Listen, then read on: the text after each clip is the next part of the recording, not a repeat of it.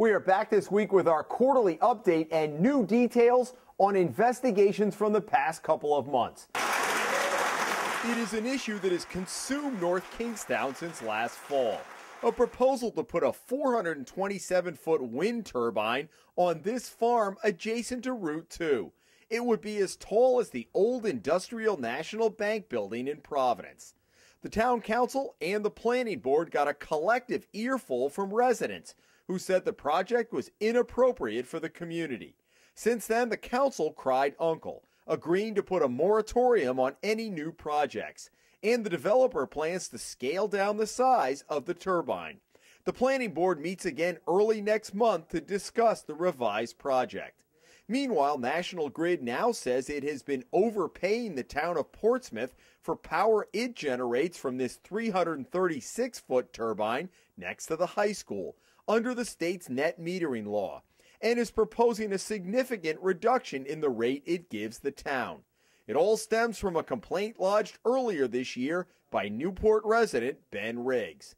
The General Assembly is considering changes to the so-called net metering law, while the PUC is expected to hold hearings on the Portsmouth issue later this spring. Last fall, we told you about a North Providence town councilwoman who worked for the school department and had sons on both the fire and the police departments.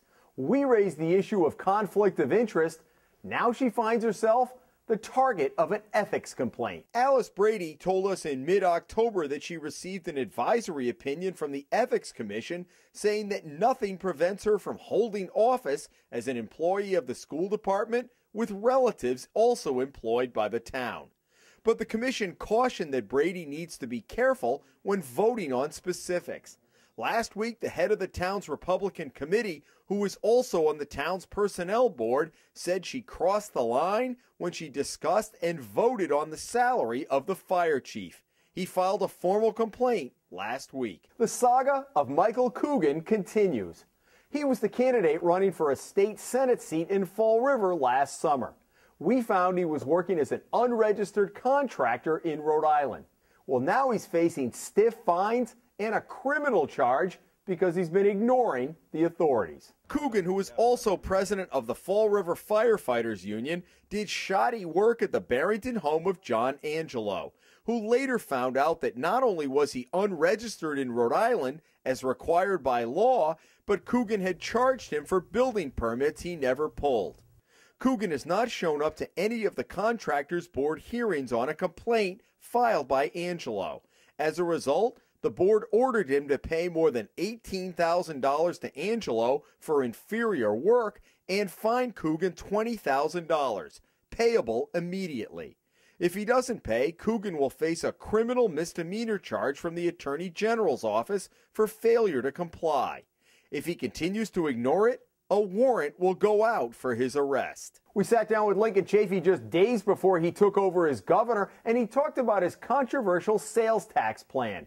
Well, now we find out it's different from the idea he talked about on the campaign trail. Chafee proposed lowering the current sales tax of 7% to 6%, but broadening it to many items currently not taxed, and adding others at 1%.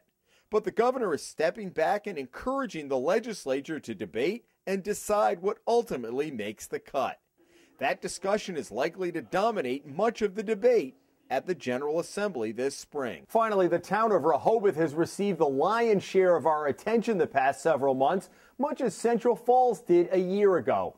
And as we peel back the onion on Police Chief Stephen Enos, we find there have been a number of issues that have been festering there for years. The Board of Selectmen finally signed a contract last week with a private investigator to review Enos's conduct following a drinking incident at an East Providence restaurant in December. The board decided to initiate the investigation in early February, but has dragged its feet getting a contract signed. That means the probe won't be done until after next month's elections, which could also determine the chief's future. His contract is up in the fall. That's a look back at what we've been doing the last couple of months, but we have several new investigations in the pipeline, and we'll bring one of them to you next week. I'm Jim Hummel for the Hummel Report.